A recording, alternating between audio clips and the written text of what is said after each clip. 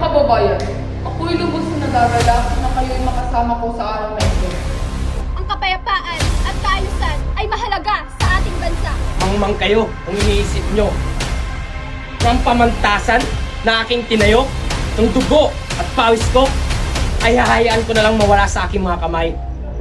Magmumukha kayong payaso sa aking paningin. Kami po ay dumalaw upang malaman kung ano ang pangyayari sa Hacienda Montero at kung ano ang naging resulta ng inyong petisyon sa gobernador. Ang laban na ito ay hindi lamang para sa atin, kundi pati sa mga mahihirap na lagi pinapahirapan ng gobyerno.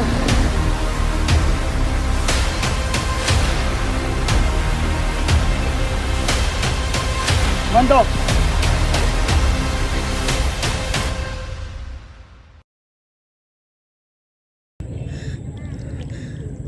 Bando! Karyo!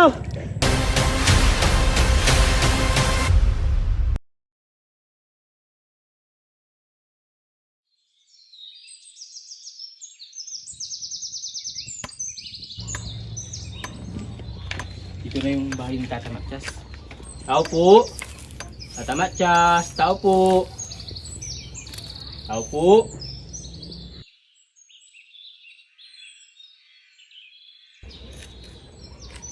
Ikaw pala, Mando.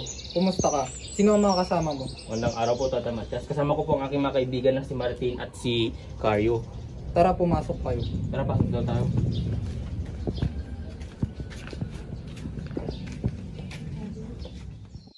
Magandang araw po, Tata Matsyas. Mabuhay po kayo, Tata Matias. Mabuti at nandito kayo. Sabi niyo sa inyong sulat sa akin na may mahalaga kayong sasabihin. Ano ang kailangan niyo? Tata Matsyas, narinig namin ang mga kwento tungkol sa inyo. At nalaman din namin na katulad din namin kayong revolusyonaryo. At dito sa inyong bahay sinasabing totoo ang mga nangyari sa nobela ni Rizal. Tama ang inyong narinig. Ako isang dating katipunero at naninirahan ako dito sa Sierra Madre upang magtago at pagsilbihan kayong mga gerilya. At oo, totoo ang mga kwento ni Rizal. Sila ang mga sagisag sa ating lipunan at mga pagsasalamin sa kalagayan ng ating bayan. Kaya pala, may bahagi sa nobela ni Rizal ay parang totoong nangyari. At kung totoo ang nobela, ibig sabihin ba totoo rin ang mga kwentong inilubog ni Padre Florentino? Oo, totoo rin ang kwentong iyon. Ang mga kayamanang inilubog ni Padre Florentino sa dagat Pasipiko ay tunay. Subalit ang pagsamantala sa mga kayamanang iyon ay hindi maganda. Ang kayamanang iyon ay dapat gamitin sa magandang kinabukasan ng ating bayan. Kaya pala hinihikayat nyo kaming kunin ang kayamanan na iyon. Tama kayo, Tata Matsyas. Ang kayamanan na iyon ay hindi dapat mapunta sa kamay ng mapagsamantala. Dahil ang kayamanan na iyon ay gagamitin natin para sa pagbangon ng ating bayan, di ba? Ganito na lang mga kasama, kayo na ang magpasya kung habulin nyo ang mga kayamanang iyon o hindi. Subalit isaisip natin ang mga layunin nating mga gerilya, ang pag-angat ng ating bansa at pagpapanumbalik ng dangal ng mga Pilipino. Tama po kayo, Tata Matsyas. Hindi lang para sa atin ang laban na ito. Para ito sa kinabukasan ng mga susunod na saling lahi. Tama ka, Martin. Ang mga kayamanang yan ay hindi lamang para sa atin, kundi sa kinakaharap ng mga kabataan.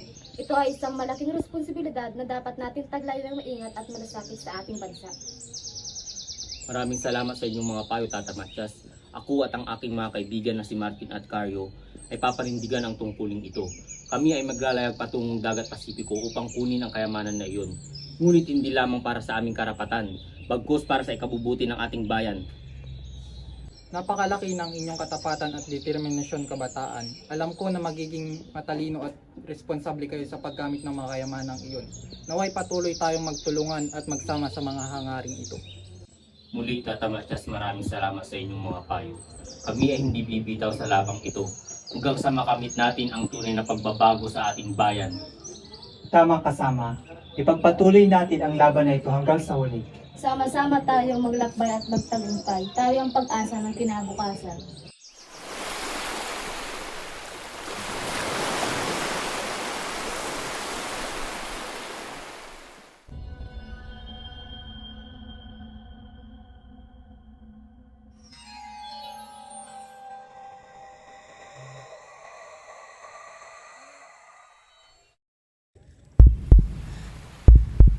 Bando! Karyo! Ano nang nangyari sa kanila?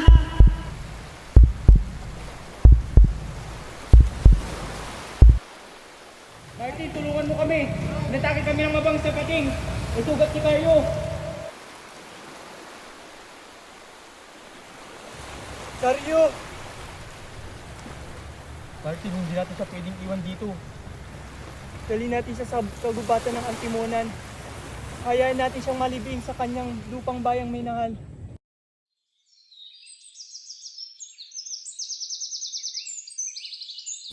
Karyo, aming kaibigan, kasama mo na ngayon ang mga bayani ng ating bayan. Ipinapangako ko ay pagpapatuloy namin ang mga misyong na simulan natin. Mando, hindi natin ito titigilan. Tutuparin natin ang ipinaglaban natin para sa kanya at para sa lahat ng Pilipino. Sige Martin, ako munang bahala dito. Ikaw muna maghanap sa kayamanan ni Simon. Sige, mauna na ako. Sige, mag-iingat ka dyan.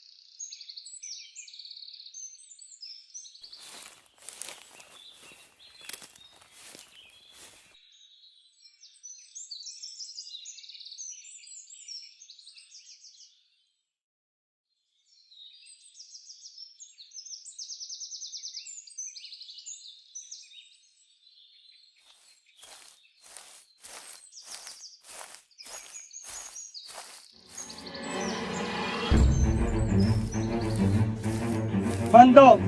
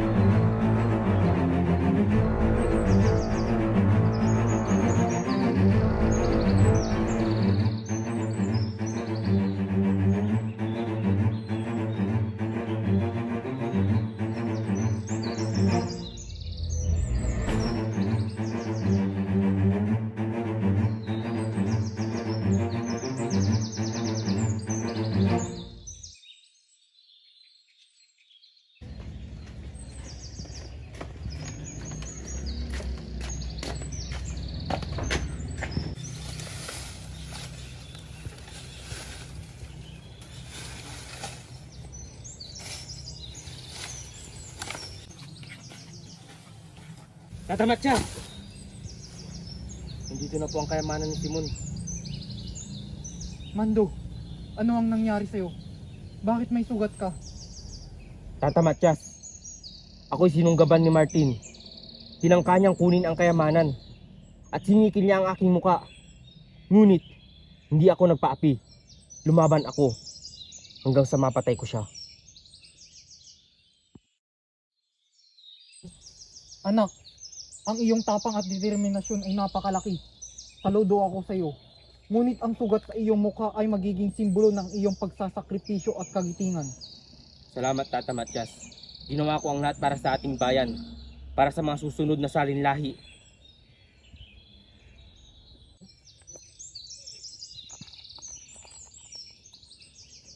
Ito ang mga kayamanang matagal na nating hinahanap. Ang mga alahas na ito ay tunay na yaman ng ating bayan. Ito ang magiging puhunan natin para sa ating pagbangon pagkatapos ng digmaan. Tayo ang may malaking tungkulin. Sisiguraduhin natin na ang kayamanang ito ay papakinabangan ng mga taong bayan. Tayo ang magiging tagapamahala sa kayamanang ito at ilalaan natin sa mga proyektong magbibigay oportunidad at kaunlaran sa ating mga kababayan.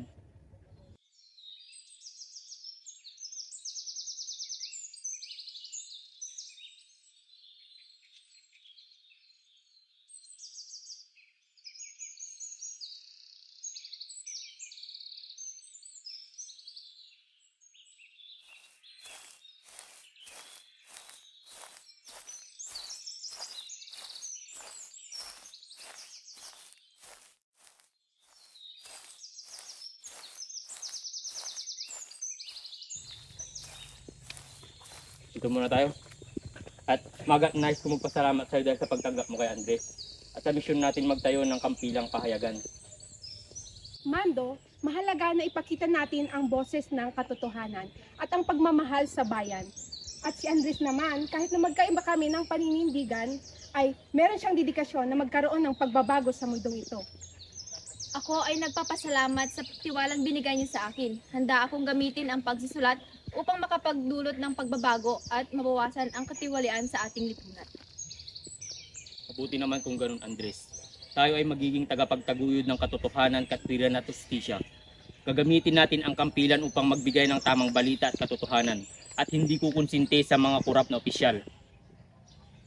Oo, hindi lamang iyon. Ating iaangat ang ating mga kababayang mahirap at ating bubuksan ang kanilang isyu panlipunan. Gagawin natin itong pahayagang naglilingkod sa ating bayan. Mga anak, ang inyong pagsisikap ang tunay na pumukaw ng aking pag-asa. Ang unang edisyon ng kampilan ay isang malaking tagumpay para sa paglayan ng katotohanan at pagbibigay ng boses sa mga walang tinig. Maraming salamat, Tata Matias, at sa inyo rin. Ito ay hindi lamang para sa atin, bagkus ito ay para sa lahat ng ating mga kababayang Pilipino na nagnanais ng tunay na pagbabago. Tayo ang magiging sandigan ng mga Pilipinong hindi pinapansin ng mga nasa kataas-taasan. Ang kampilan ang siyang kanilang magiging tagapagtanggol.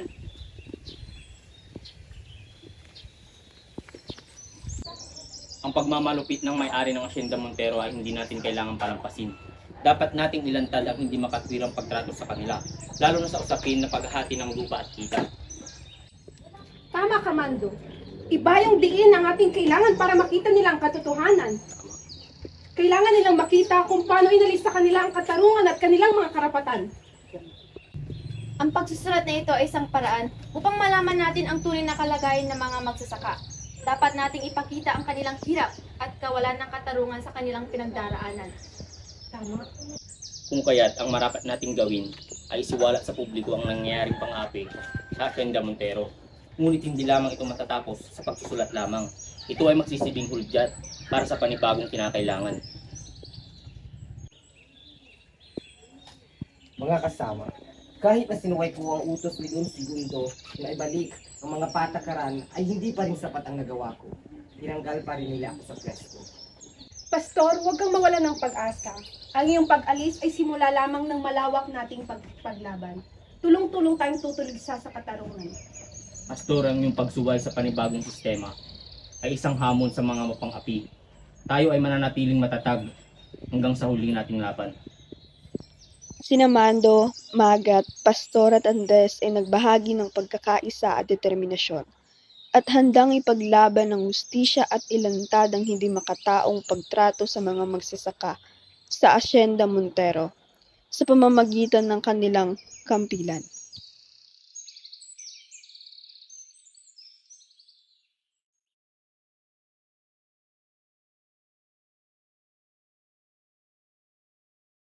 Padre, kami po ay naparito upang malaman kung ano ang pangyayari sa Hacienda Montero at ano ang naging resulta ng inyong petisyon sa gobernador.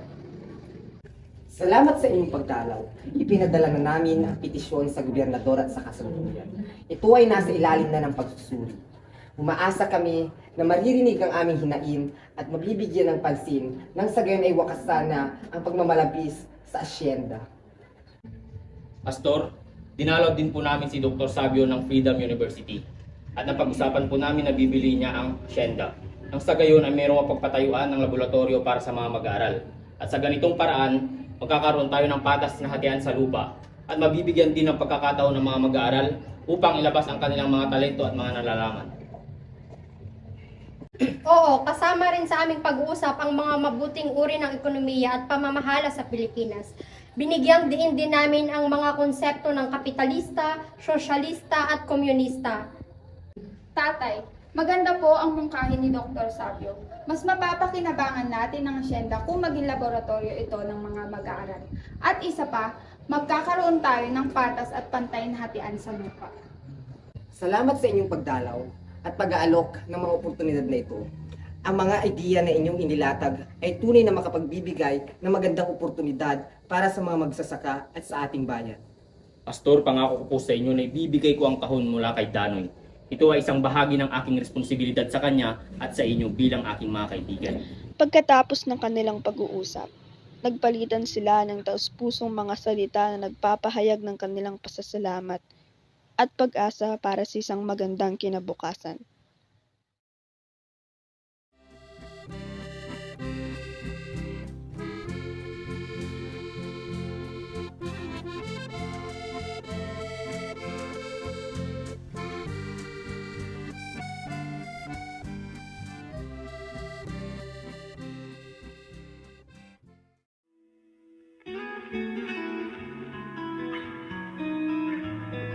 Dali, anong nangyari sa'yo? Hindi ko matanggap na hinapi ka ng ganito. Mando, ikaw ba ito? Hindi ko akalain na makikita kita rito sa Paris. Oo, ako nga. Huwag kang mag-alala, hindi ko hayaan na masaktan ka ng iba. Handa akong ipagtanggol ka. Salamat, Mando. Matagal na akong nagdurusa dito. Ngayon, nandito ka na. Sana'y mabigyan natin ng hustisya ang pagpapahirap na pinagdaanan natin. Yan ang hangad ko rin. Hindi na dapat tayo magpatuloy ng mga biktima. Tayo ang magbibigay ng hustisya sa mga Montero at sa kanilang mga kasama. Ang pagsasama natin ay hindi lang sa pag-ibig. Ito ay pagkakataon upang patunayan natin ang ating tapang at dangal.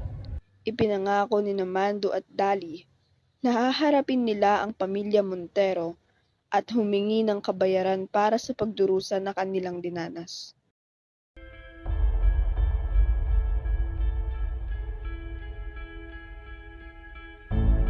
Mga kagalang-galang na bisita, tayo ay nagtitipon upang talakay ng mga isyong bumabalot sa ating lipunan. Bilang pinuno ng mga magsasaka, ako ay lubos na nababahala sa sitwasyon ng Hacienda Montero. Kailangan nating hanapin ang isang solusyon upang mabigyan ng katarungan ng ating mga kababayan. Tama ka, Gobernador Doblado. Hindi na dapat natin kailangang ipagsawalang bahala ang mga paglabag sa mga karapatan ng mga magsasaka. Dapat nating itaguyod ang kanilang kapakanan at pagkakapantay-pantay. Ang mga hindi makatarungang gawain dito sa Hacienda Montero ay kailangang itama. Bilang mga lingkod ng Diyos, tayo ay may tungkulin na ipaglaban ang katarungan at kalawalhatian ng mga mahihirap. Ang kapayapaan at kaayusan ay mahalaga sa ating bansa. Dapat nating tiyakin na ang batas ay napapatupad ng patas para sa lahat. Mga lapastangan! Mangmang kayo kung iniisip nyo na ang pamantasan na aking tinayo ng dugo at pawis ko ay hahayaan ko na lang mawala sa aking mga kamay. Bumukha kayong payaso sa aking paligid. Ang Hacienda Montero ay pinakaingatan kong ari-arian. Hindi ito para ibenta o ipamigay sa sinuman.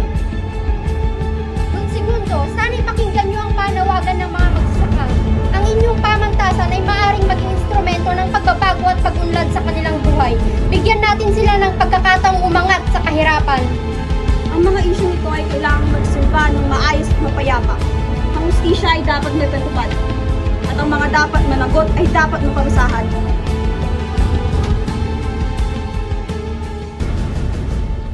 Matapos ang kanilang mainit na pag-uusap, ang bawat isa ay nagpahayag ng kanilang mga opinyon at mga alalahanin tungkol sa kapayapaan, pamamahala at kalagayan ng magsasaka.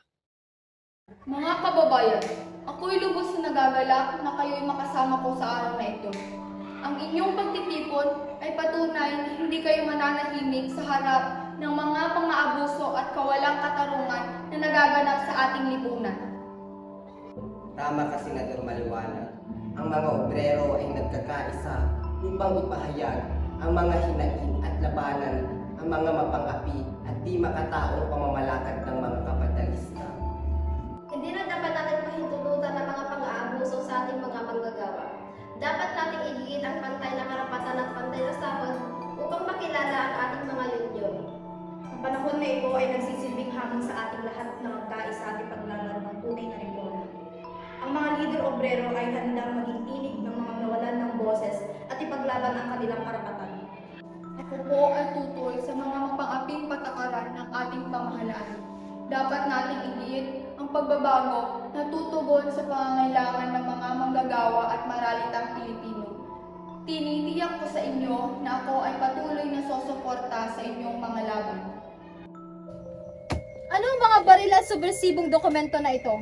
Ito ba ang ginamit ninyo upang sunugin ang sakahan sa asyenda? Kapitan Pugot, hindi po namin kasalanan ang nangyaring pagsunog. Kami po ay mga lider obrero na naniniwala sa mapayapang pakikipaglaban para sa aming karapatan. Hindi namin kinakailangan gumamit ng karahasan upang ihayag ang aming mga hinaing. Kapitan Pugot, kami po ay naririto upang ipaglabang ang katarungan at karapatan ng mga manggagawa. Hindi po kami ang may gawa ng sunog at handa kaming tumulong sa investigasyon upang malaman ang tunay na salarin. Hindi ko kayo paniniwalaan. Ako ang katiwala ng hasyenda at masusunod ang pagsisiyasat ko. At dito na nagtatapos ang misa sa araw na ito. Naway pagpalain ng lahat. Sa ngalan ng Ama, ng Anak, ng Espiritu Santo.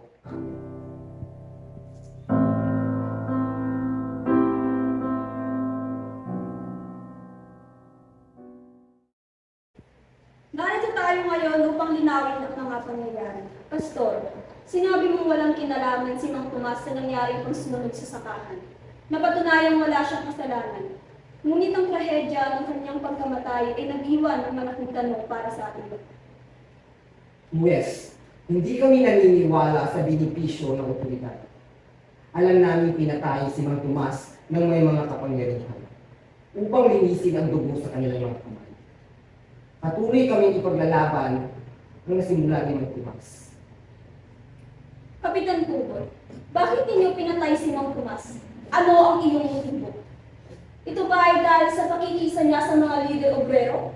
Hindi ko kasalanan ang pagkamatay ni Mang Tomas. Siya ang nagsimula ng kaguluhan at siya ang lumaban. Huwes, kami po ay umaasa sa inyo. Huwag po sana ninyong hayaang mabaliwalang pagkamatay ni Mang Tomas. Ipakita po natin ang tunay na hustisya sa kanyang pagkamatay.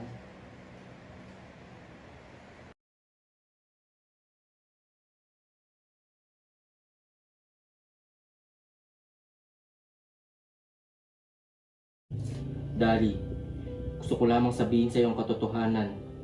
Ako ang dating katiwala na si Andoy, na inapi at pinagkaitan ng hustisya ng inyong pamilya. Paano mo masasabi ang ganitong bagay? Mas lalo mo lang akong pinahihirapan ngayon. Hindi ko ito sinasabi sa iyo para saktan ka. Sinasabi ko lamang sa iyo ang katotohanan. Ako ay nagbalik upang ipagtanggol ang mga magsasaka. Huwag kang bumalik dito ng may pasakit at kasinungalingan. Magsama na lang tayo sa nakaraan natin. Umalis ka na!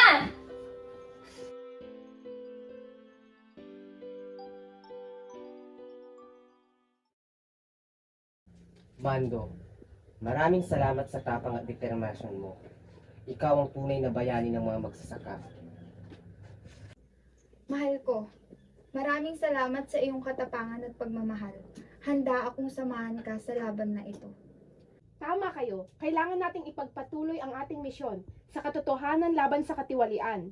Hindi tayo titigil hanggat hindi natin natatamasa ang pagbabago at hustisya sa ating bayan. Tayo ang pag-asa ng mga tao na nagnanais ng katarungan at kalayaan. Ang bawat isa ay nagpakita ng determinasyon na ipagpatuloy ang kanilang laban para sa katarungan at pagbabago. Ang kanilang plano sa pagtatayo ng korupsyon ay magbibigay sa kanila ng malakas na sandata upang labanan ng mga mapang-abusong nasa Ginoong Presidente, ang panukala namin ay may layuning mapayapa at makatarungan na malutas ang suliranin. Ang pagbibigay ng pagmamayari ng Hacienda Montero sa mga magsasaka ay magbibigay ng pantay na pagkakataon para sa pagbabahagi ng yaman at pag-unlad. Tama po kayo. Subalit, hindi dapat natin ipagwalang bahala ang mga suliranin na nangyayari sa inyong pamamahala.